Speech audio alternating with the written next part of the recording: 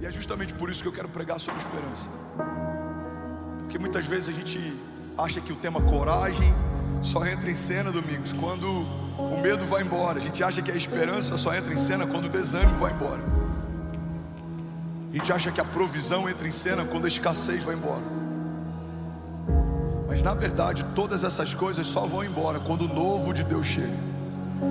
Quando a vida de Deus chega, a morte tem que sair. Quando a esperança se manifesta, todo abatimento e desânimo tem que cessar. Alguém comigo aqui? Quando a provisão que vem dos céus é derramada sobre nós, toda escassez ela cessa, porque o novo de Deus estabelece novas realidades. E nessa semana a gente foi bombardeado por muitas notícias, e eu em especial tive acesso a algumas imagens e ouvi alguns testemunhos sobre o Rio Grande do Sul, e deixou muito mal. Ouvi, por exemplo, coisas que fizeram com crianças em abrigos, porque quando alguém perde a vida no meio de uma catástrofe, é algo que não dependeu de ninguém, é um fenômeno natural, a gente não tem controle. Mas quando um homem decide fazer mal a uma criança vulnerável, isso fala a respeito de alguém que decidiu fazer o mal, mesmo podendo não fazer. Mas a Bíblia fala que pecado não é só o mal que fazemos, mas pecado também é o bem que poderíamos fazer e escolhemos não fazer. E essa semana me edificou muito ver a mobilização de pessoas na linha de frente, igrejas se mobilizando, famílias se mobilizando, médicos, voluntários, socorristas se mobilizando. E apesar do cheiro, apesar dos desafios, apesar das doenças, apesar das ameaças, apesar das retaliações, eles são imparáveis, estão dormindo muito pouco, comendo muito pouco, mas a alegria deles em cada resgate, a alegria deles em cada família que eles estão conseguindo de alguma forma afetar, irmão, isso gera em nós, como igreja, como brasileiros e como povo de Deus, uma esperança. Porque aqueles que perderam a esperança na humanidade, você vai olhar nos comentários, a preocupação deles é só com os animais. Você já deve ter ouvido ou lido essa frase em algum lugar: quanto mais eu conheço os seres humanos, mais eu me apaixono pelos animais. Na verdade, todas as vezes que eu ouço alguém falando isso, para mim nada mais é do que o grito de socorro de alguém que quer acreditar, mas por conta de alguma ferida ou algum trauma, decidiu não acreditar. Mas nessa manhã eu vim aqui declarar: eu creio, eu tenho esperança na igreja de Jesus, eu tenho esperança no Brasil e nos brasileiros, eu tenho esperança nas famílias, eu tenho esperança no futuro, eu tenho esperança que o nosso amanhã vai ser melhor do que hoje. Alguém comigo aqui? Eu tenho esperança que os nossos filhos, eles irão mais longe do que nós fomos, os nossos filhos serão mais crentes e apaixonados por Jesus do que nós somos. Eu tenho esperança, irmão, que aquele lugar que foi tão afetado vai viver a dupla honra de Deus, que no meio de toda ferida, no meio de tudo que foi lançado sobre eles como caos, como falta naquele lugar, Deus irá fazer uma coisa nova. Alguém crê nisso aqui em nome de Jesus? E aí ontem a gente fez uma festinha de aniversário da Chloe, nossa filha caçula. Ela fez 2 anos. A gente tem a Cessi, que vai fazer 11, a gente tem o Ben, que vai fazer 4, e a Chloe ontem fez 2 anos. No meio da festa eu recebo a notícia que uma família de ovelhas nossas, um casal, perdeu um bebê recém-nascido. E esse é o desafio do ministério. Você sai de uma festa de aniversário da sua filha, você vai orar antes do sepultamento do filho de alguém. E a gente estava no corredor, e aí chega o pai, e eu não vou dar muitos detalhes para não expor, mas me edificou muito. E eu decidi no corredor daquele hospital pregar sobre esse tema hoje de manhã, porque eu vi a esperança nele. Ele falou: pastor, a gente orou e fez tudo o que pôde, o Senhor recolheu para si. Eu agradeci pelo tempo que eu pude ser pai dele, 16 dias. E agora a minha esperança é que o meu outro bebê, que são gêmeos, ele fortaleça, ele seja curado. E eu vi um pai que ele estava caminhando entre o luto e a esperança, alguém que estava caminhando entre o caos e a expectativa. Irmão, e é exatamente assim a nossa jornada de fé. A nossa jornada de fé, Diniz, não é marcada só por topos. A nossa jornada de fé não é marcada só por tempos bons ou ventos favoráveis. A nossa jornada de fé não é marcada só por boas notícias. A nossa jornada de fé também é marcada por coisas que fogem ao nosso controle. Também é marcada por notícias ruins que batem à porta. Eu costumo dizer que nenhum gigante envia um telegrama antes de se apresentar. Não, eles aparecem da noite para o dia. Tempestades surgem da noite para o dia. Alguns desertos emocionais que a gente enfrenta começaram da noite para o dia. Mas assim como, recebe isso aqui alguém em nome de Jesus, alguns desafios surgiram da noite para o dia, assim também eles cessarão na sua história em nome de Jesus. Alguém recebe isso? Levante suas mãos.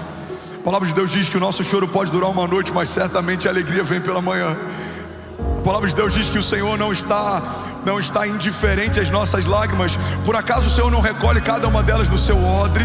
Cada uma delas está sendo computada. Cada lágrima no dia da crise é uma semente que vai gerar frutos que ecoarão na eternidade. Deixa eu profetizar sobre alguém aqui nessa manhã. Você não vai desanimar apesar dos desafios. Você não vai parar no meio da tua jornada a despeito dos teus inimigos. Você não vai sucumbir. Você não vai retroceder. Não, existe uma firme expectativa e uma esperança. Cremos que Deus é por nós, e se Deus é por nós, quem será contra nós? Nós sabemos, nós não achamos, nós sabemos que agindo Deus em nosso favor, não há quem possa impedir o seu agir. Por isso nós declaramos, declare com autoridade, diga eu declaro, diga eu creio, que em meio a todo caos há uma palavra de esperança. Diga aí, a esperança tem um nome, se chama Jesus, autor e consumador da nossa fé. Sabe, muita gente desanimou em relação à esperança porque tentou nomear de esperança coisas, pessoas, circunstâncias que não são esperança em si. A esperança é só uma pessoa, e a esperança só carrega um nome. Mas às vezes colocamos a nossa esperança, Dani, a nossa expectativa em uma promessa, em uma porta, em uma pessoa, em um contrato, em um relacionamento. E se esse relacionamento não floresce, se esse contrato não sai, se essa porta não se abre, a gente vê a nossa esperança indo embora. Mas a responsabilidade é nossa.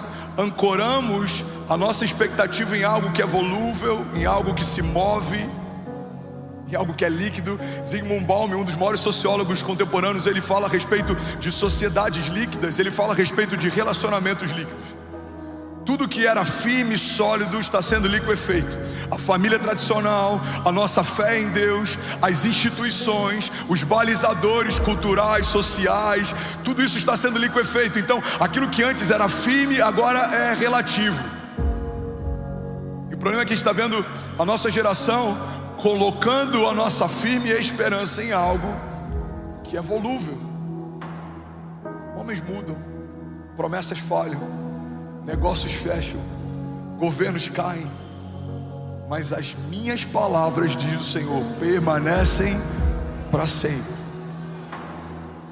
Então, igreja, a gente não pode abrir mão da esperança. É um recurso, Deus nos deu, é uma ferramenta, é uma linguagem, mas precisamos colocar a nossa esperança na pessoa certa. Quando a minha esperança está em Jesus, ninguém me decepciona mais. Por quê? Porque eu não esperava de ninguém mais do que eu espero de Jesus. Billy Graham, ele fala que um dos motivos pelos quais andamos ansiosos é porque ancoramos a nossa expectativa em qualquer coisa menor do que Deus e a sua vontade. Se a minha esperança está em Deus, ela não falhará. Olha o que a palavra de Deus diz em Romanos 5,5: e a esperança não nos decepciona, porque Deus derramou o seu amor em nossos corações por meio do Espírito Santo que Ele nos concedeu. Alguém pode dizer glória a Deus por isso? Engraçado, tem pessoas que perderam esperança na igreja. Olha para mim. O meu antigo pastor, ele era safado. Tem muitos pastores safados. Tem muitos. É um número menor do que tem de pastores sadios, mas tem muitos. Muitos conhecidos, inclusive, relevantes. Eu perdi a minha esperança na igreja porque o meu líder me feriu. Tem muitos líderes que ferem. Eu já errei várias vezes, talvez vou errar em algumas outras. Somos humanos, passíveis de erro. Mas sabe o que é interessante? Você se feriu talvez numa relação de trabalho, mas não parou de trabalhar. Você se decepcionou talvez com uma namorada, mas você não deixou de namorar. Mas nós nos ferimos com a igreja e decidimos abrir a mão da nossa esperança na igreja. Irmão, não deixe que uma experiência pessoal remova de você uma expectativa sobrenatural. Não é sobre um homem, não é sobre um líder, não é sobre uma placa. Vamos, alguém comigo? Não é sobre uma denominação. A palavra de Deus diz que Cristo em nós é a esperança da glória.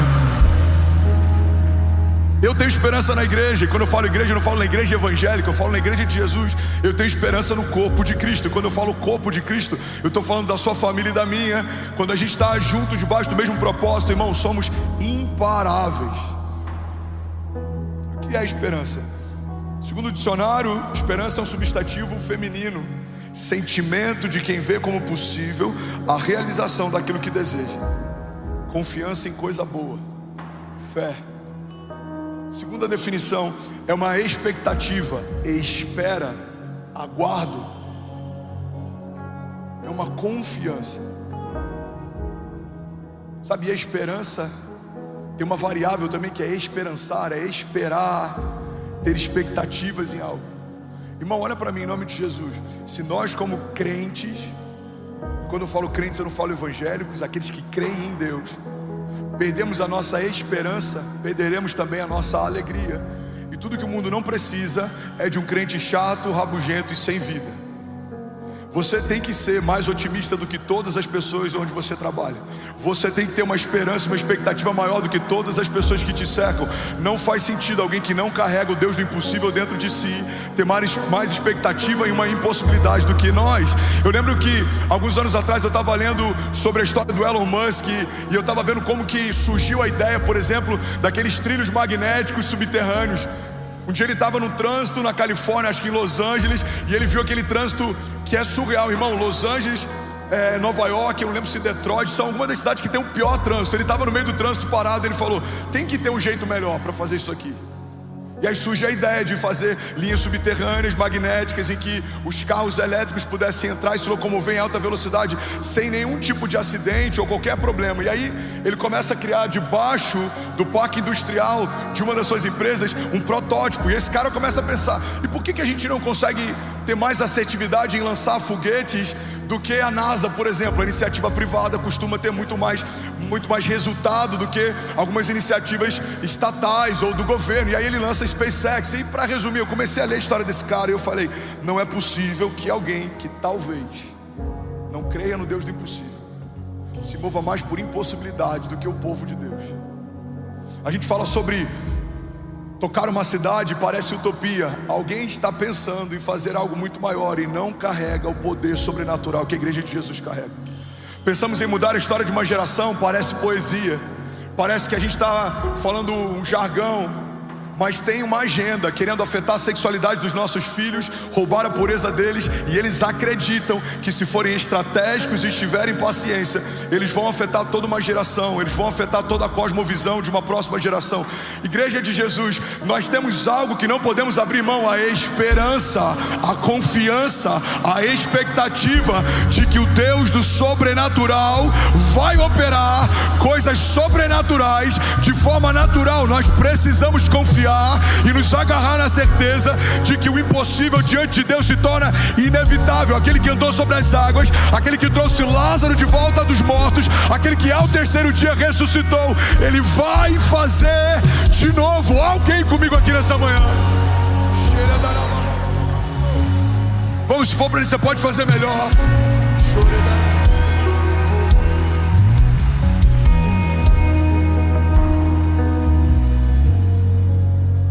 Esperança não nos decepciona. Então o que é esperança? Fala comigo. Esperança é uma expectativa em relação ao novo. Segundo tópico da mensagem de hoje. Pastor, eu já entendi o que é esperança, mas como eu posso me mover em esperança? Hebreus 10, 23 diz assim: apeguemo-nos com firmeza à esperança que professamos, pois aquele que prometeu é fiel. Você precisa se apegar à esperança que professa, senão você vai dizer para todo mundo que Jesus cura, mas quando a doença bate na porta da sua casa, você vai ter dúvida se de fato Ele é capaz de curar. Você precisa se apegar à esperança que você professa. Senão você vai dizer para todo mundo que Deus é o Deus do impossível, mas quando a impossibilidade é você que precisa, você vai ter dúvida se de fato ela vai acontecer. Precisamos nos apegar à esperança que professamos, senão a gente vai começar a ter uma fé que ela não é só teológica, mas ela se torna só simbólica, quase esotérica. Não, a gente tem que ter uma fé racional. Eu sei porque sei que o meu Redentor vive, e porque Ele vive, eu sei que os meus inimigos serão abatidos, os que tentarem me parar serão parados. Vamos, alguém? Os que tentarem me confundir serão confundidos, porque há sobre mim a cobertura do sangue de Jesus, e eu sei que o sangue do Cordeiro é suficiente para me livrar de tudo que tente me parar, para remover toda mácula, toda mancha, toda condenação. Eu sei que aquele que não cometeu pecado se fez pecado por mim, e a partir da sua entrega eu fui feito justiça de Deus. Eu sei que os meus filhos viverão coisas que os meus olhos não viram, os meus ouvidos não ouviram, ainda não penetrou no meu coração, mas Deus prometeu que os filhos e os filhos dos meus filhos seriam abençoados debaixo de uma bênção geracional. Eu sei que toda maldição hereditária foi quebrada em Jesus, e que uma bênção foi estabelecida, e ela vai escorrer sobre geração e geração, e eles contarão as grandiosidades dos feitos de Deus. Alguém está comigo? Diga amém. Se você não professa alguma esperança, você não tem responsabilidade de se apegar a nada. Olha para mim, eu quero ser bem pastoral com você nessa manhã. Você está recebendo algo de Deus? Diga amém. Se você não está pronto a se apegar a algo, não professe, senão o que você professa é um desserviço.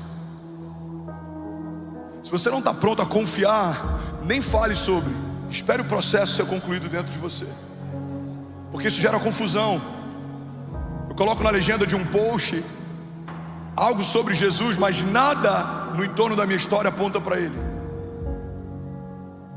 Coloco uma foto de biquíni, seminua, e um post sobre Jesus. Nada nessa mensagem corrobora ou é coerente. Pastor, mas é um processo. Viva o processo, depois professe. Não se exponha, é uma proteção para você. Você está comigo? Não se exponha, viva o processo. E eu estou falando isso por zelo. Olha para mim, irmão. Não é por um controle, não é por uma questão nem de moral ou conduta. Estou falando por zelo. Por quê? Porque a partir do momento que eu professo, eu tenho uma responsabilidade de me agarrar àquilo que eu professei. 2017, quando eu quase morri, a minha fé foi testada, mas principalmente a minha mensagem foi colocada em xeque. Porque na noite anterior da minha internação, eu orei por enfermos e eles foram curados. Eu preguei sobre uma fé que gera milagres.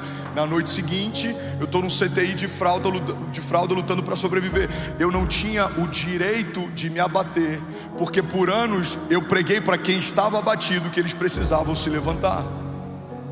Mas se eu nunca tivesse professado isso, eu não tenho responsabilidade. Agora, se eu professo, eu preciso me agarrar àquilo que eu professei. Se eu falo que Deus é suficiente para suprir, irmão, se eu prego aqui que a visão carrega a provisão, não dá para eu apontar para a igreja uma visão que Deus nos deu e falar em algum momento que a provisão não veio. Ou eu vi errado, ou o que eu estou ensinando está errado.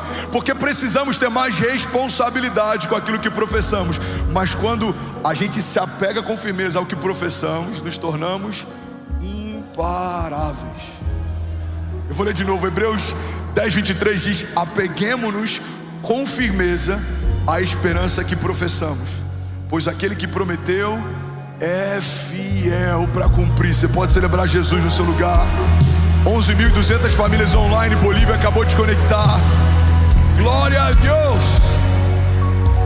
Romanos 12:12 diz: alegrem-se na esperança, sejam pacientes na tribulação e perseverem na oração.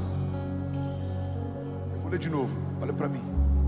Alegrem-se na esperança, sejam pacientes na tribulação e perseverem na oração.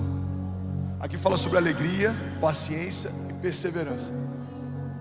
Que a esperança, ela renova a minha alma. Eu preciso estar alegre na esperança. Uma esperança que gera abatimento não é esperança. Uma esperança que me deixa angustiado não é esperança.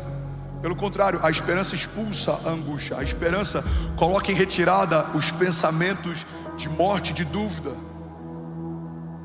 O verdadeiro amor lança fora todo medo.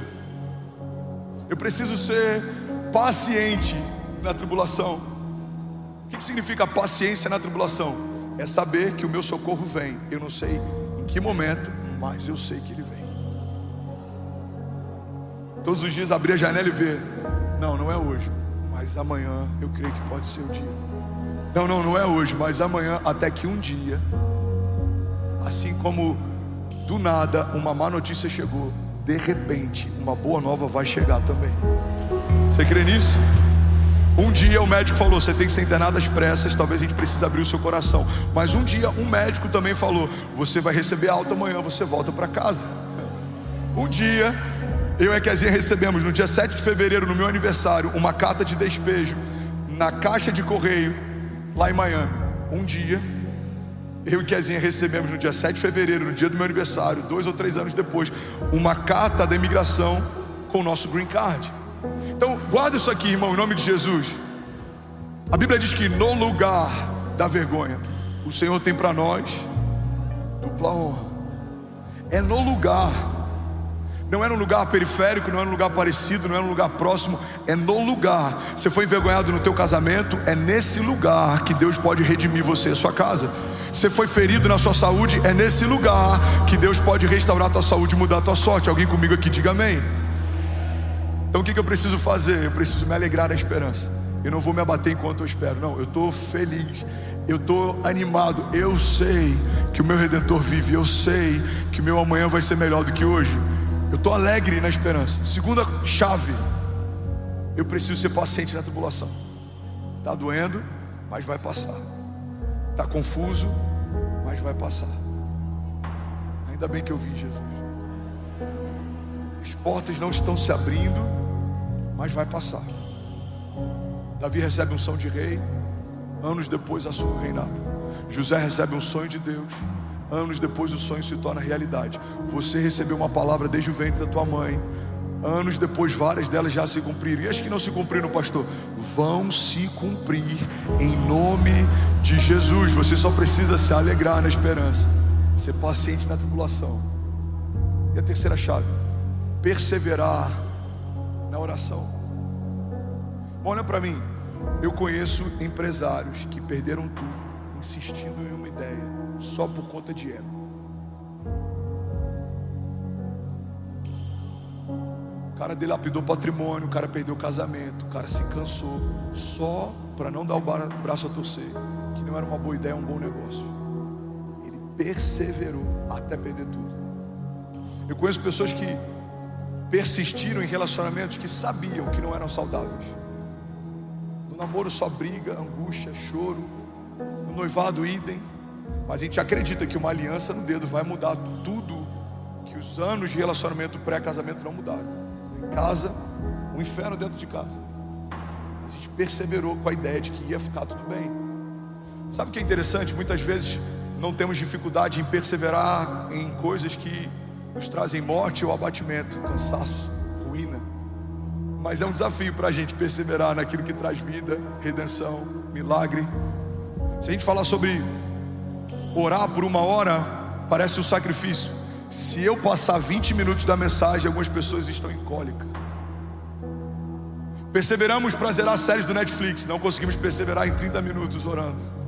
Perseveramos para fazermos algumas faculdades, como eu falei há 2 semanas atrás. Quem tem 3 pós-graduações não pode dizer para Deus que não tinha tempo para ler 4 evangelhos. Perseveramos para conquistar patrimônio. E aí quando a gente está velho já e o patrimônio foi estabelecido, a gente percebe que perdemos muito tempo sem viver propósito e chamado, porque a gente acumulou coisas que agora nem vai usufruir mais. Estamos no final da jornada. Mas a palavra de Deus diz: você precisa se alegrar na esperança, você precisa ser paciente na tribulação, e você precisa perseverar na oração. Alguém está comigo aqui? Diga amém. Salmos 39:7 diz: mas agora, Senhor, que hei de esperar? E o salmista reafirma, ele diz: a minha esperança está em Ti. Você pode levantar suas mãos em nome de Jesus. Feche teus olhos. tudo bom? Você acabou de assistir uma mensagem aqui do nosso canal. Eu tenho certeza que ela te edificou e que ela vai gerar algo novo em você. E a gente separou mais 2 vídeos, eu quero deixar essas indicações aqui para você continuar queimando com Jesus. E eu quero muito te fazer um pedido também. Se essa mensagem te edificou, comenta aqui embaixo, segue o canal, me ajuda a compartilhar para que mais pessoas sejam tocadas também. Deus te abençoe. Lucas 4,18 diz: o Espírito do Senhor está sobre mim, porque Ele me ungiu para pregar boas novas aos pobres. Ele me enviou para proclamar liberdade aos presos e a recuperação da vista aos cegos, para libertar os oprimidos e para proclamar o ano da graça do Senhor. Para que você foi chamado? Você foi chamado para proclamar liberdade em meio a cativeiro. Você foi chamado para proclamar cura em meio a cenários de doença e morte. Você foi chamado para profetizar esperança em meio a lugares de medo, irmão. 2019 começa uma pandemia mundial. A gente tem um inimigo em comum. Muita gente perdeu gente que amava, muitas famílias foram afetadas, muitos negócios foram afetados, muitos ministérios foram afetados. Eu lembro que eu estava em Miami, a gente tinha 2 ou 3 meses que tinha começado a igreja, veio um lockdown, fecha tudo, e Deus soprou algo no meu coração. Deus disse: filho, no meio de uma pandemia, se você falar sobre cura e sobre esperança, eu vou promover a sua mensagem. E eu comecei dentro do meu quarto a profetizar e orar. Alguns dias a gente fazia lives de 3 horas. Era só um celularzinho tocando um soaking, e a gente profetizando cura, cura, cura. Eu nunca vi tantos milagres acontecendo. Pessoas comentando no chat: eu fui curado, a minha vista direita não funcionava, eu comecei a enxergar. A minha sobrinha que não andava está pulando no meio da sala. Eu fui batizado com o Espírito Santo. O meu casamento está sendo restaurado. Irmão, guarda isso. Em tempos de caos, Deus dá governo àqueles que profetizam esperança. Em tempos de falta, Deus dá autoridade de governo àqueles que profetizam provisão. José recebeu o governo no meio de seca. Por quê? Porque ele era o oposto da realidade da terra. Ele tinha uma palavra dos céus, ele tinha uma gestão sobrenatural, ele tinha uma visão sobrenatural. Então, no tempo de seca, quem não se move pela geografia da terra governa. José guarda semente quando ninguém guardava. José tem autoridade quando ninguém tinha. José tinha provisão quando ninguém tinha. O Brasil está vivendo um cenário difícil. É uma ótima oportunidade para a igreja prosperar. O Brasil está vivendo um cenário de caos. É uma ótima oportunidade para apresentarmos o príncipe da paz. O Brasil está vivendo uma polarização absurda. É uma ótima oportunidade da igreja se mostrar unida. O Brasil está vivendo tempos de medo. É uma ótima oportunidade da igreja falar a respeito da esperança viva. Irmão, nós somos a contracultura. Nós somos completamente diferentes do movimento da terra. Nós nos movemos por uma palavra. Alguém está comigo? Diga amém.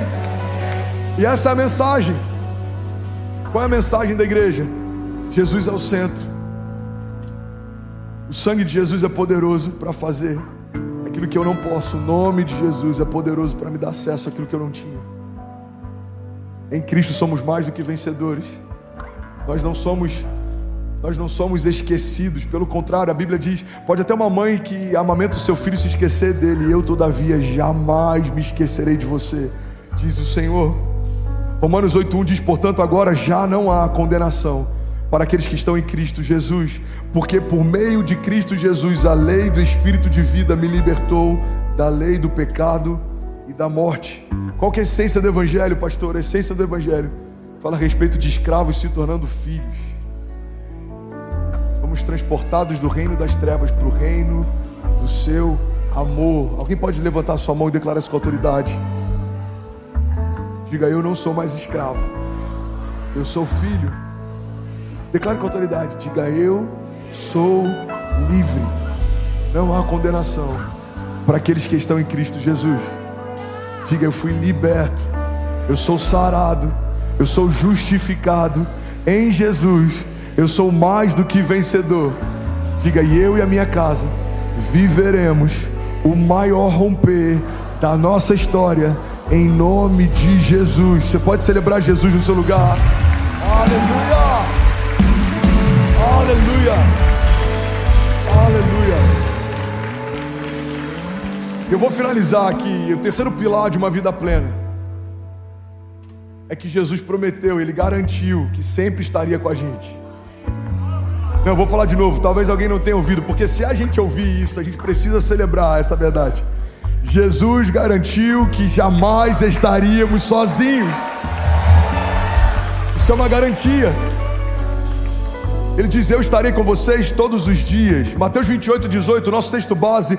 Então Jesus aproximou-se deles e disse: foi-me dada toda a autoridade no céu e na terra. Portanto, vão e façam discípulos de todas as nações, batizando-os em nome do Pai, do Filho e do Espírito Santo, e ensinando-os a obedecer tudo que eu lhes ordenei. E eu estarei sempre com vocês até o fim dos tempos. Alguém pode dizer glória a Deus por isso? Irmão, guarda isso. Tem coisas que a gente já ouviu tanto na igreja, que a gente acabou esvaziando essas palavras e essas afirmações de peso e de autoridade. Por quê? Se tornaram banais. É como a palavra amor. A gente fala hoje que ama tanta coisa, que o que a gente realmente ama acaba perdendo um pouco do peso, do significado. Eu amo meu iPhone, caramba, eu amo esse carro, eu amo esse jogo, eu amo esse filme.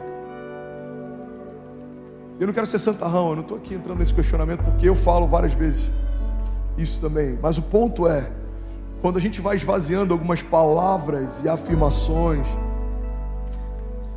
do poder que elas carregam, a gente pode, por exemplo, ficar entediado em ouvir coisas que a gente sempre ouviu, quando na verdade são fundamentos básicos da igreja. Pastor, eu quero ouvir algo novo. Irmão, não existe nada novo debaixo dos céus. Pastor, eu quero uma nova revelação. Tudo que precisava ser revelado já foi. E é aí que muitos pregadores se perdem, querem criar novas revelações. Estão vendo que nem Jesus viu, estão falando que nem Jesus falou. O básico no Evangelho fala a respeito do princípio, do principal, da essência, do fundamento, do centro. Jesus nos garantiu a sua companhia. O salmista diz: mesmo que eu ande por um vale de sombras e morte, mal nenhum eu temerei, porque tu, Senhor, estás comigo. A tua vara e o teu cajado me consolam. A companhia de Deus é a garantia de uma vida plena. Os tempos são maus, mas Deus continua sendo bom. Os tempos são de falta, mas Deus continua sendo a provisão. Os tempos são confusos, mas eu bem sei os pensamentos que o Senhor tem a meu respeito. São pensamentos de paz e não de mal. Salmos 3:3 diz: mas tu, Senhor, és o escudo que me protege, é a minha glória e me faz andar de cabeça erguida. Salmos 91:9: se você fizer do Altíssimo seu refúgio, nenhum mal atingirá e desgraça alguma chegará à sua casa. Salmos 18:28: tu, Senhor, mantens acesa a minha lâmpada, o meu Deus transforma em luz as minhas trevas. Salmos 27:1: o Senhor é a minha luz e a minha salvação, a quem eu temerei? O Senhor é a força da minha vida, de quem eu me recearei. Vamos ler isso junto. Salmos 27:1: o Senhor é a minha luz e a minha salvação, de quem eu temerei? O Senhor é o meu forte refúgio, de quem terei medo? Você pode celebrar Jesus no seu lugar, de verdade. Será que alguém pode dar um grito de liberdade nessa manhã? Aleluia! Aleluia! O louvor pode subir. Sabe, existe uma garantia em Deus: nós não estamos sozinhos. E essa verdade precisa ser suficiente. Eu lembro de momentos que eu vivi de retaliação, de dificuldade, de falta. Bom, guarda isso. Quando você é casado, a sua esposa é a sua companheira, ela é a sua companheira de jornada. O seu marido é o seu companheiro, é ele quem está com você todos os dias, ele quem está do seu lado. Se você tropeçar, ele vai te ajudar a cair, ou pelo menos deveria. Se você se perder, ele vai te trazer para perto de novo. Quantas vezes Kezinha já não foi a voz do Espírito Santo na minha vida dizendo: amor, não é para entrar, não é para fazer, não é essa pessoa. Mas eu lembro de um momento em que eu não pude contar com os conselhos da Kezinha. Primeira gestação, nascimento da Cessi, 6 meses de gravidez. Kezinha teve bipolaridade gestacional. Minha esposa, ela ficou completamente fora de si, tomando medicamento pesado, a gente sendo acompanhado por psiquiatras. E sem dúvida nenhuma, esse foi um dos momentos em que eu mais tive que me agarrar à certeza de que mesmo que eu não pudesse mais contar com os conselhos da Kezinha, Deus ainda me dava conselhos. Por mais que eu não pudesse contar com a companhia da Kezinha para romper naquele desafio, Deus ainda estava comigo. Eu tive que desenvolver a habilidade, irmão, de chorar sozinho. Alguém já chorou sozinho? Alguém? Ok. Eu lembro que eu entrava no banheiro, abria o chuveiro para não me ouvir chorando, e eu me derramava na presença de Deus. Guarda isso, irmão. Tem momentos que mesmo se a gente não puder contar com o nosso companheiro, a gente continua podendo contar com Deus da nossa salvação. Talvez você seja o único cristão na sua casa. Você vai dizer: pastor, não tem ninguém que me apoia. Ei, Deus estará com você todos os dias até o fim dos tempos. Pastor, eu estou vivendo uma retaliação na minha empresa, no meu trabalho, na minha família, no meu ministério, na minha igreja. Eu estarei com vocês até o fim dos tempos. O salmista diz que nenhuma lágrima será esquecida. Acaso Deus não recolhe cada uma delas em seu odre? Nenhuma lágrima vai ser esquecida, irmão. Nenhuma luta vai ser em vão. Nenhum inimigo veio ao nosso encontro por acaso. Por que o Senhor permite? Porque Ele ainda é o Deus que protege. Esses gigantes não são para bater você, esses gigantes são para promover você. Gigantes tiraram Davi da invisibilidade. Desafios fizeram com que José se tornasse o governador. As tempestades fizeram com que Pedro andasse sobre as águas. Irmão, guarda isso. O mesmo Deus que permite é o Deus que protege. O Deus que permite a tempestade é o Deus que cessa a tempestade. O Deus que permite a fornalha é o Deus que dança no fogo junto com Sadraque, Mesaque e Abidnego. O Deus que permite os leões é o Deus que fecha a boca deles. O Deus que permite retaliações ainda assim é o Deus que nos livra de todas elas. Nós não estamos sozinhos. Alguém crê nisso? Diga amém. E aí, tudo bem? Você acabou agora de assistir um vídeo. Se você ainda não está inscrito, já se inscreve também no nosso canal, ativa esse sininho aqui embaixo de notificação, e toda vez que eu fizer uma live ou estiver transmitindo uma mensagem ao vivo, você vai ser um dos primeiros a saber. Mas eu deixei mais 2 indicações aqui que eu espero que façam muito sentido para você. Então já aproveita e clica para assistir a próxima mensagem, beleza? Seja bem-vindo ao time de incendiários, e eu espero de verdade que essas mensagens mudem a sua vida como elas têm mudado a minha também. Até a próxima. Valeu. Hoje a gente vai falar sobre grandeza e eu comecei de forma quase que despretensiosa, falando sobre isso há uma semana ou uma semana e meia atrás. Só que são tantos princípios que eu creio que Deus quer estabelecer, que era uma mensagem que está se tornando quase uma série. Então você que já ouviu alguma dessas mensagens, eu queria que você abrisse o seu coração, porque eu não quero falar sobre as mesmas coisas, mas eu quero falar sobre princípios que vão levar a gente para o mesmo lugar. Amém?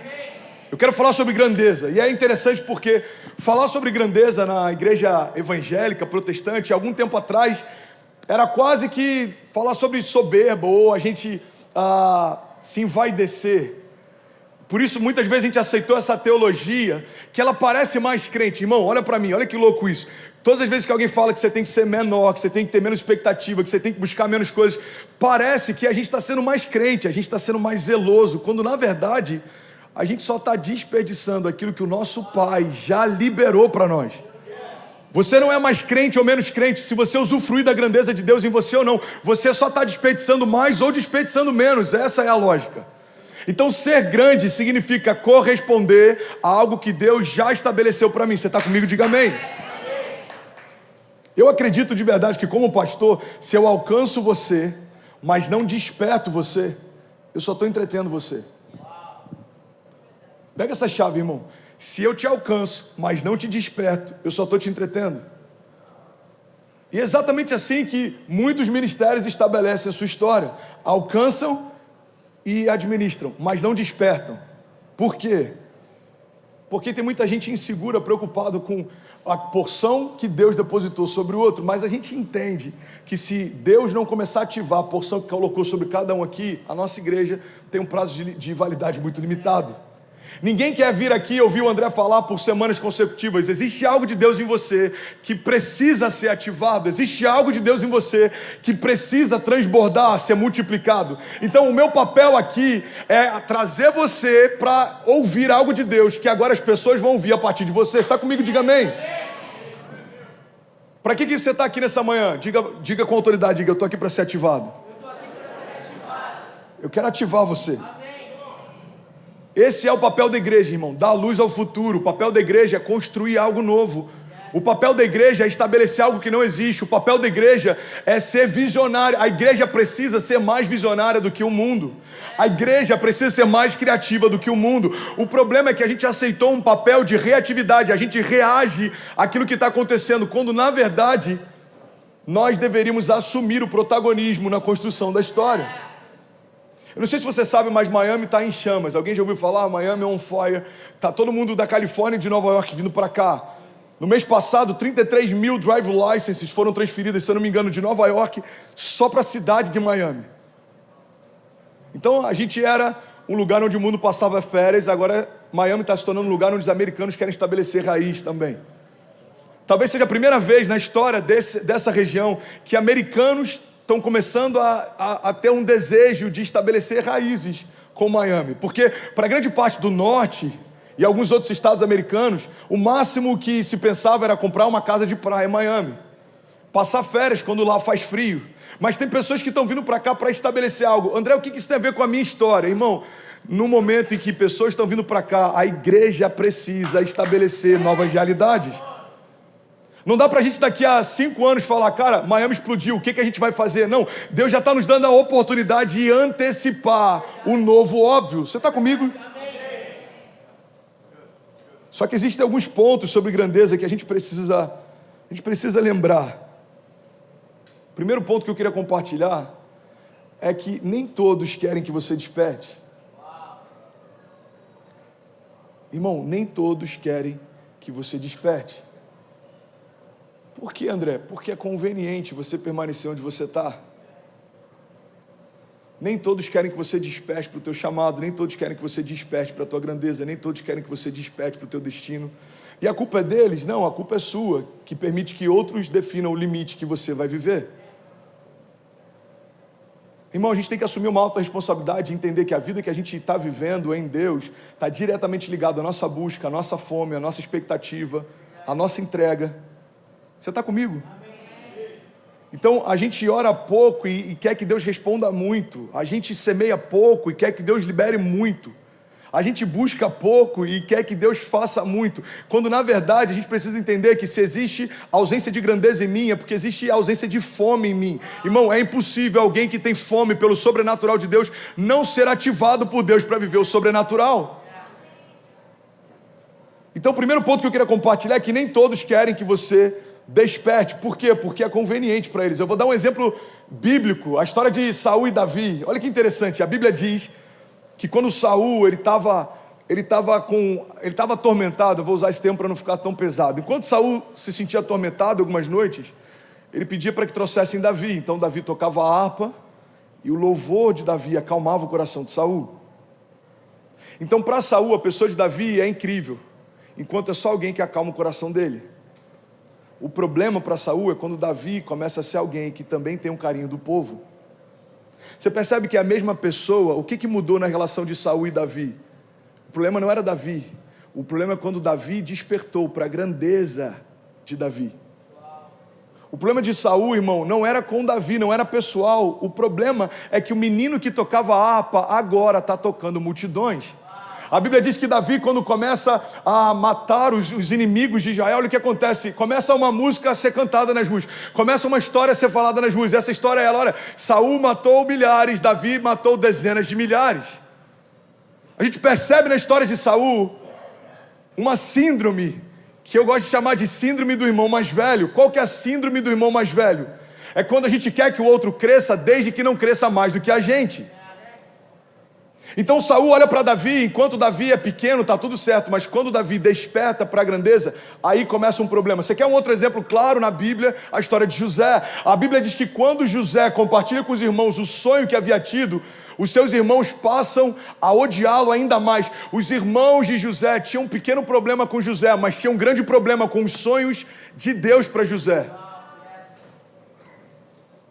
Eu lembro de uma história, não dá para saber até que ponto ela é verídica ou não, mas reza a lenda que quando o Rock in Rio explodiu, a primeira versão do Rock in Rio, logo depois o governador do estado mandou destruir a cidade do rock. tinha explodido, virou um evento global, tocou pessoas do mundo inteiro, várias bandas famosas foram para o Rio, foi épico, o primeiro Rock in Rio foi épico, marcou um início de um tempo, colocou o Brasil no circuito de eventos internacionais. E aí, reza a lenda que foi destruída a cidade do rock, e numa reunião onde isso foi decidido, dizem que o governador falou assim entre os seus executivos: a gente precisa parar esse menino, porque o menino está crescendo demais. Então você percebe que o problema do governador não aconteceria se aquele evento não tivesse tomado uma proporção menor. O problema dele é porque ele percebeu que alguém despertou mais do que ele gostaria que despertasse. André, eu não estou entendendo aonde você quer chegar. Eu quero chegar num ponto simples. Enquanto você é neutro, o inferno não tem problemas com você. Mas quando você começa a acordar para quem você é e o que você carrega, aí você se tornou um problema. Tem uma frase do Erwin McManus que eu compartilhei alguns meses atrás. Ele diz o seguinte: não vivermos com Deus nos coloca em perigo, mas caminharmos com Deus nos torna perigosos. Então o André até 16 anos atrás vivia em perigo. Tinha momentos de bons e momentos ruins, tinha momentos em que coisas quase aconteciam. Alguém que já viveu essa estação em que parece que tudo quase acontece? Está a ponto de fechar o negócio, bum, não acontece. Está a ponto de viver um romper, não acontece. Essa inconstância é comum para quem não caminha com Deus. Agora, depois que a gente começa a caminhar com Deus, você acha que tudo vai ficar mais facilitado? Não, não vai. Porque quando um gigante acorda, o inferno se levanta também. Eu quero falar sobre grandeza, irmão, porque existe uma mentira no nosso meio de que é melhor não despertar tanto, porque está confortável do jeito que está. Uma das coisas que eu mais ouço com pessoas que começam a ser despertadas e começam a perceber algumas retaliações é: pastor, antes de eu me envolver, eu não tinha esse tipo de problema. Pois é, porque para o inferno você não era um problema. Para o inferno você era neutro, era passivo, para você estava tudo bem. Mas quando você entende quem você é, irmão, todo o inferno vai tentar se levantar para parar você. A boa notícia é que existe alguém que já levantou primeiro. Se Deus é por nós, quem será contra nós? Agindo Deus em nosso favor, quem impedirá o seu agir? Então, para uma igreja nascer em Miami, coisas se levantaram contra isso. Para uma igreja nascer em Fort Lauderdale, coisas se levantaram contra isso. Para alguns milagres de Deus serem gerados nos próximos meses na tua casa, coisas vão se levantar contra isso. Eu preciso ter esse entendimento. Alguém está recebendo algo de Deus essa manhã? Nem todos querem que eu desperte. Nem todos querem que eu desperte. A verdade é que as pessoas percebem quanto o gigante acorda, irmão. As pessoas percebem, o olhar é diferente. Você consegue ver chama nos olhos de quem está conectado com o seu propósito. Quem desperta não é mais refém das circunstâncias, você não depende mais de aprovação de outros. Na verdade, você não está nem mais aí para aprovação de outros. Você sabe quem você é, o que você carrega e para onde você está indo. Então despertar significa: eu não sou mais refém de ninguém, porque eu já fui comprado, eu já tenho um dono. Deus é o meu dono, Ele é o meu refúgio, a minha fortaleza, Ele é o meu socorro presente na hora da angústia. Ele me fez, Ele me deu propósito, Ele vai cumprir o que prometeu. Então eu não estou preocupado com o que pensam, porque a única opinião que para mim é importante é daquele que me fez. Verdade, você nunca mais vai se acostumar com nenhuma outra coisa além daquilo que você foi chamado para ser. É como apurar o paladar, irmão. Eu não sei se alguém já viveu isso, mas depois que o seu paladar é apurado, você nunca mais consegue aceitar qualquer coisa. Faz sentido? Depois que a gente come um queijo de verdade, qualquer coisa que diz que é queijo, mas não é queijo, parece plastificado, emborrachado. A gente amava aquilo. Até que um dia apresentam pra gente o que de fato é um queijo.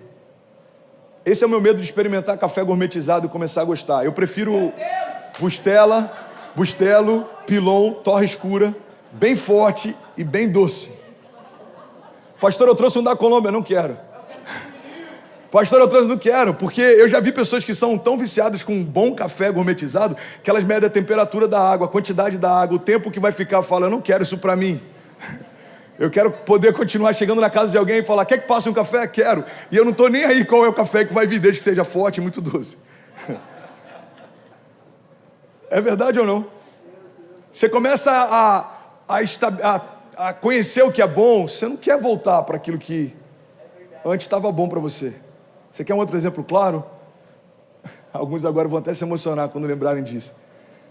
Direção hidráulica.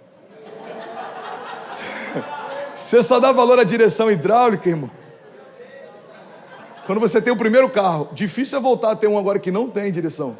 Faz sentido? Você estava feliz com o teu carro sem direção, qual que era o único opcional dele? Trava elétrica. Aí você pega um carro com direção, você fala, existe vida além da trava elétrica, irmão. Aí você dá o segundo update. Direção com câmbio automático. Você fala, peraí, dá para eu ir de um lugar para o outro sem passar marcha? Se eu esquecer de tirar o pé da embreagem, ele não vai morrer? Pois é. Aqui já tem uns 50 anos já que a galera tá nessa. Eu comprei minha picape old school, ano 95, ela já tem direção hidráulica, câmbio automático, ar-condicionado e retrovisor elétrico. Eu falei, uau, no Brasil isso ainda é um opcional vendido à parte.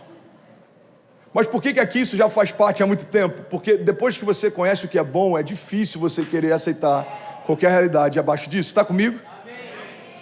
Agora, eu só estou ilustrando com café, câmbio automático, direção hidráulica, para trazer você para um lugar.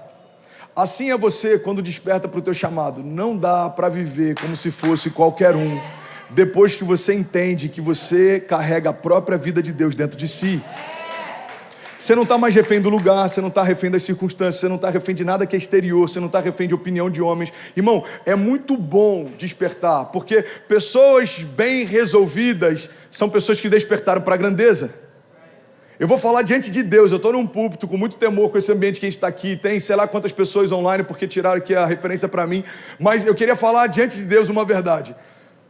Se a gente precisasse recomeçar, para mim é indiferente o lugar, o tempo, como, porque eu já entendi que tudo que eu vou viver não está ligado à geografia, ou ao tempo, ou à economia, mas está ligado a uma palavra. Deus me despertou para algo que é de interesse dele, então o próprio Deus é o maior interessado em fazer o que prometeu que faria. Então Deus pode começar algo no Peru, Deus pode começar algo em Miami, Deus pode começar algo em São Caetano do Sul. Por quê? Porque não tem a ver com lugar, mas tem a ver com aquilo que Deus prometeu para você. Você está comigo? Sabe alguém que entendeu isso? Abraão. Abraão entendeu que ele não era mais alguém que correria atrás de bênçãos, mas Deus tornou ele a própria bênção. A Bíblia diz que Abraão sai do lugar que ele estava, do meio da parentela dele, e vai para um lugar que ele nem sabia qual era. E quando chega lá, ele prospera. A Bíblia diz que ele prospera tanto, a ponto de ter um problema. Quantos querem ter esse bom problema? Qual que é o problema que você está tendo, Abraão? Cara, eu prosperei demais, não tenho onde guardar. Tem tanto rebanho que os meus pastores estão brigando com os pastores do meu sobrinho. Cara, não está dando. O que a gente faz? Vamos separar. Então Abraão fala para o sobrinho dele, escolhe o lugar que você quiser e eu vou para o outro. Aí ele olha de um lado o deserto e ele olha do outro os campos. Essa história você já sabe. Ele fala, eu quero ir para lá, tem campos, é florido, é frutífero. Abraão fala, tá bom. Porque Abraão entendeu que ele era a bênção. Nos campos eu vou prosperar, no deserto também. Na crise eu vou prosperar. No momento em que a economia está favorável, também. Em 2020 eu vou prosperar, em 2021 também. Quem despertou para a grandeza não é mais refém das circunstâncias. Irmão, eu queria tanto, de verdade, que isso se tornasse uma verdade para a gente tão inabalável, a ponto da gente não ficar mais olhando para o dia, para saber como que vai ser.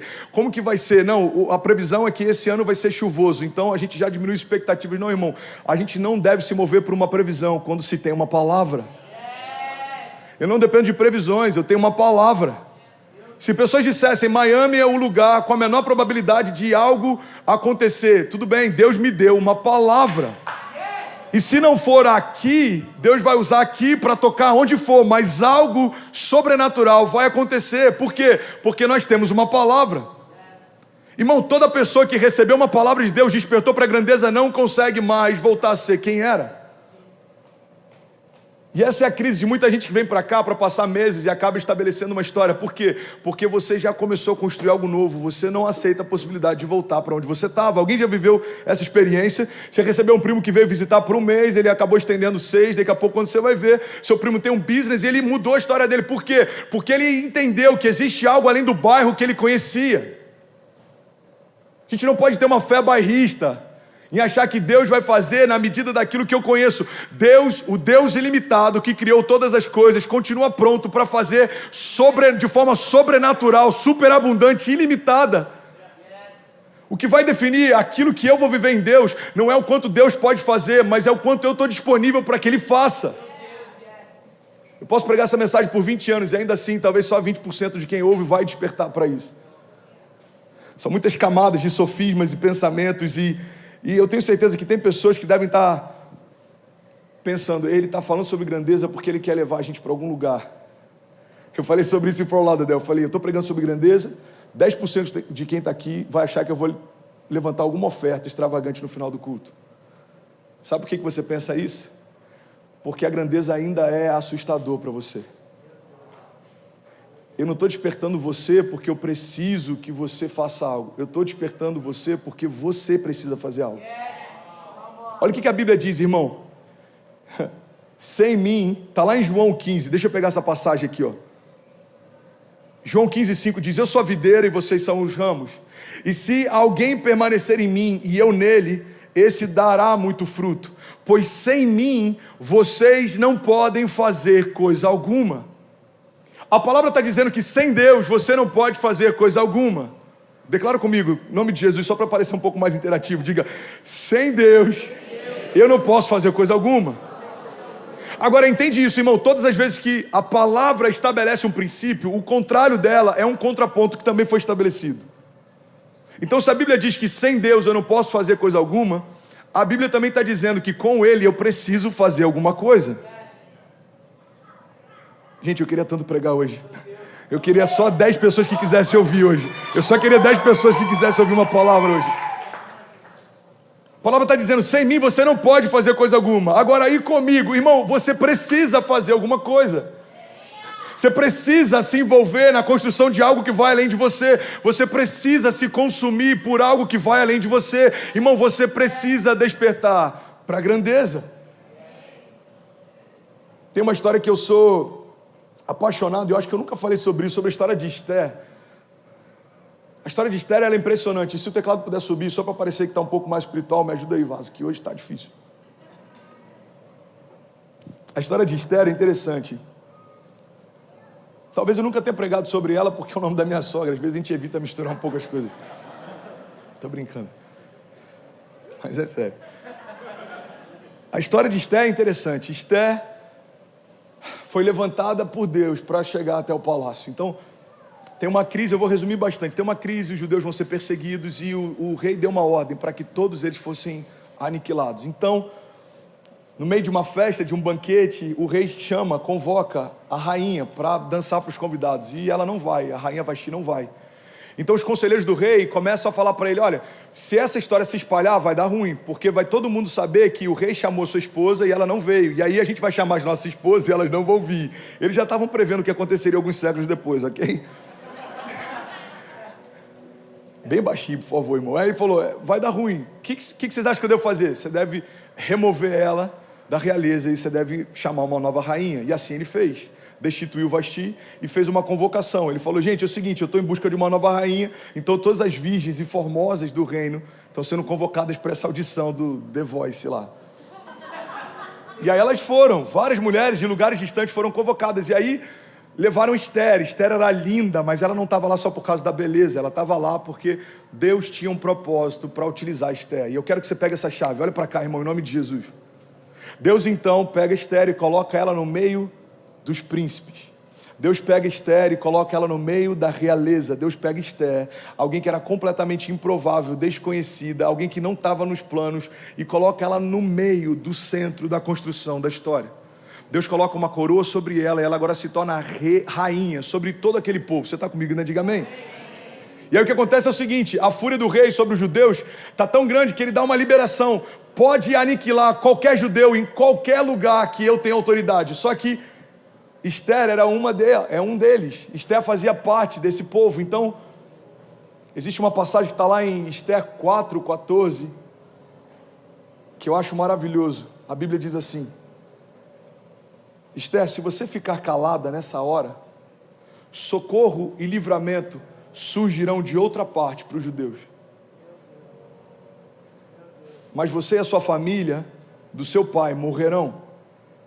Quem sabe não foi para um momento como esse que você chegou à posição de rainha. Tem dois princípios claros aqui.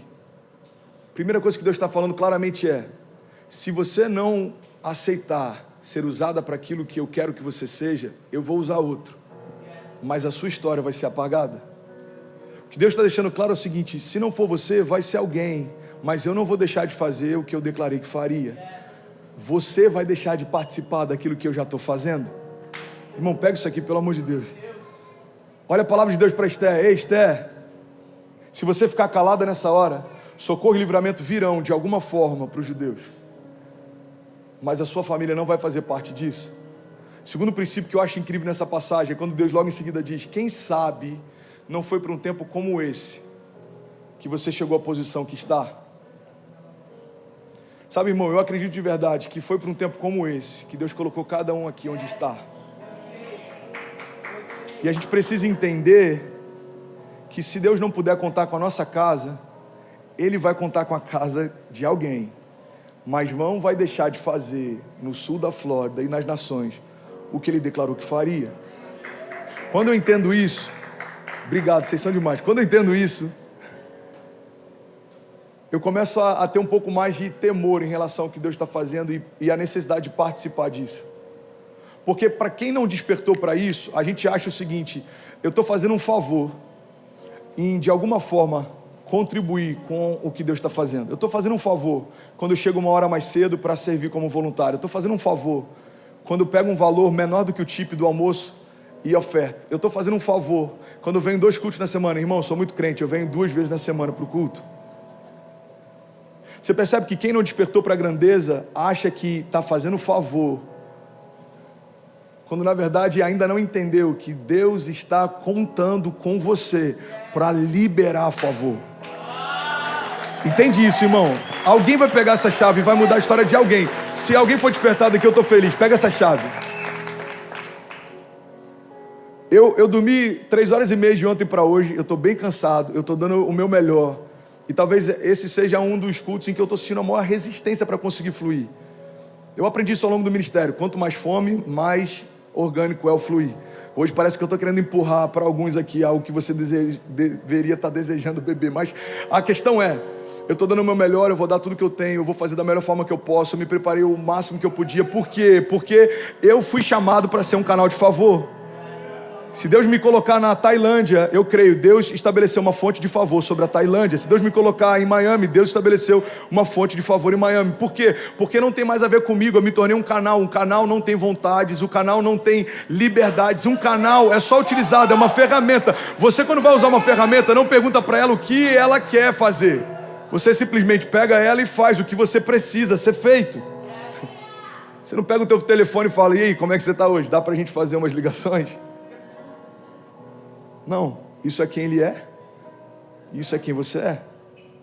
Então em algum momento eu entendi, quem sabe não foi para um tempo como esse que Deus me colocou onde Ele me colocou. Quem sabe não foi para um tempo como esse que Deus chamou a minha casa para participar de um mover apostólico. Quem sabe não foi para um tempo como esse que Deus tirou a gente de um lugar e trouxe para outro completamente improvável. Quem sabe não foi para um tempo como esse que Deus está dando para a Cecília o inglês, está dando para o Benício a nacionalidade, porque Ele vai usar como príncipes. E eles têm que entender: você não veio para cá só para poder passear na Disney. Não, filha, Deus te trouxe para cá como Esther. Ele está adornando você, preparando você, e no tempo certo, se você se calar, Deus vai usar a casa do lado. Mas quem sabe, Cecília, não foi para um tempo como esse que Deus te trouxe para cá. A gente tem que ter esse entendimento, irmão, de que Deus transiciona pessoas, Deus transiciona realidades, Deus move, e não é só para que a gente usufrua. E é isso que eu quero que você entenda. Pega essa chave. Esther comia o que existia de melhor, vestia o que existia de melhor, morava no lugar com o que existia de melhor. Quando a gente lê o livro de Esther desde o início, você percebe que o palácio era algo que nos dias de hoje talvez a gente não tenha nada nem para comparar. Irmão, todos os tipos de mármores eram utilizados em diferentes ambientes do palácio. As colunas eram feitas pelos artistas mais habilidosos do palácio. As camas do rei para os seus convidados eram feitas em ouro e prata. A Bíblia diz no início do livro de Esther que eles fizeram uma festa para celebrar a grandeza do seu reinado, e foi 180 dias, se eu não me engano, 185 dias seguidos sem parar de festa. O rei convocou todo o povo, do maior ao menor, e por 5 dias, comida liberada e o melhor vinho do rei para todos eles. Então entende isso, ela estava usufruindo do que existia de melhor na terra. Mas ela estava lá com um propósito. Você não pegou, você vai pegar. Deus já te colocou no lugar em que você pode usufruir do que existe de melhor da terra. Mas Ele te colocou aqui com um propósito. Então se Esté está lá e ela só pensa, como eu sou favorecida. Deus me colocou no melhor lugar, para comer a melhor comida, para dormir na melhor cama. Obrigado, Deus, porque você me ama demais. Não, filha, não tem a ver só com você, mas tem a ver comigo em você. Então eu te coloquei entre os príncipes, para você ser um canal de favor entre os pobres. Eu te coloquei entre reis, para você ser um canal de favor entre o teu povo. Porque se você se calar, certamente o socorro virá através de alguém, mas a tua família não vai fazer parte disso. Irmão, eu quero finalizar essa mensagem quase como uma convocação. Olha para mim, em nome de Jesus. Se a gente se calar, Deus vai usar alguém. Se o Brasil que está na América se calar, Deus vai usar o Haiti, Deus vai usar, sei lá, a Eslovênia, Eslováquia, ou qualquer outro lugar. Se a tua família em Miami se calar, Deus vai usar outras famílias. Porque Deus não precisa de você. Ele tem prazer em fazer com você. É uma relação de aliança, não de necessidade. Deus precisa do André? Não, tem pessoas melhores do que o André, mais apaixonadas do que o André, mais preparadas do que o André. Mas Ele tem prazer de alguma forma em fazer com o André. Então, nesse tempo, naquilo que Deus me chamou para fazer, eu quero ter prazer de fazer com Ele. Por quê? Porque Ele nos chamou para um tempo como esse. Quem sabe foi para um tempo como esse que Deus te chamou para cá. Você se tornou um empresário, você tem funcionários, você tem um business. A minha pergunta é, de que forma o que Deus te deu tem sido um canal de favor para aquilo que Deus quer fazer?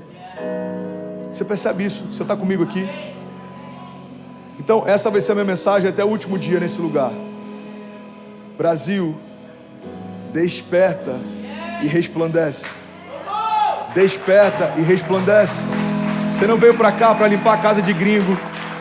A gente pode até limpar, mas não é só para isso que você está aqui. Você não veio para cá só para conseguir ter conforto. Isso Deus vai te dar, mas existe mais do que isso. Existe mais do que isso. Você está comigo? Sabe, eu tenho sonhado algo nesses últimos dias. Eu tenho sonhado em de que forma a gente consegue internacionalizar a mensagem que Deus tem dado. De que forma a gente consegue tocar a América Latina, de que forma a gente consegue fazer com que americanos ouçam na sua liga nativa, de que forma a gente consegue transbordar, porque quando Deus começa a fazer algo, eu creio que existe um transbordo de Deus que vai além daquilo que a gente já viu, já experimentou. Então você percebe que no início, há 2 anos atrás, a preocupação era como a gente consegue alugar uma sala que cabe 50 pessoas. Depois a preocupação é como a gente consegue alugar um auditório que caiba 200 pessoas. Depois a preocupação é como a gente consegue ter um sistema de transmitir a mensagem para tocar milhares de pessoas. Agora a preocupação é como a gente consegue criar um sistema de mobile church para tocar a costa do estado. A nova preocupação já é como a gente consegue internacionalizar a mensagem para que ela seja ouvida em outras línguas e esse mover apostólico não seja só daqui tocando as nações, mas das nações vindo para cá. Então o que eu estou compartilhando são 2 anos de ministério de pessoas completamente improváveis, do cara que está no som até o cara que está no púlpito. Cada um de nós somos completamente improváveis, somos improváveis. Somos improváveis. O nosso streaming é liderado por uma pessoa que a formação dela é mecânico de kart, liderando um streaming que toca 8.000 pessoas, 7.000 pessoas nas nações. Por quê? Porque nós entendemos que a grandeza não tem a ver com quem somos, mas o que habita em nós. Quem sabe não foi para um tempo como esse que Deus nos chamou para esse lugar? Quem sabe não foi para um tempo como esse? Quantos pastores adormecidos aqui vieram para cá e se esqueceram que tem um chamado? Irmão, o teu chamado antecede a tua realidade hoje. Você não foi pastor, você é pastor. Você só precisa despertar. Você não está aqui, irmão, para conquistar coisas. Você está aqui para fazer história com Deus. E Ele vai te dar como despojo de guerra aquilo que até aqui você se esforçava para conquistar. Você está comigo? Você não acredita nisso? 30% de quem está aqui não acredita nisso. Feche seus olhos, deixa eu orar com você. Feche seus olhos. E aí, tudo bem? Você acabou agora de assistir um vídeo. Se você ainda não está inscrito, já se inscreve também no nosso canal, ativa esse sininho aqui embaixo de notificação e toda vez que eu fizer uma live ou estiver transmitindo uma mensagem ao vivo, você vai ser um dos primeiros a saber. Mas eu deixei mais 2 indicações aqui que eu espero que façam muito sentido para você. Então já aproveita e clica para assistir a próxima mensagem, beleza? Seja bem-vindo ao time de incendiários e eu espero de verdade que essas mensagens mudem a sua vida como elas têm mudado a minha também. Até a próxima. Valeu!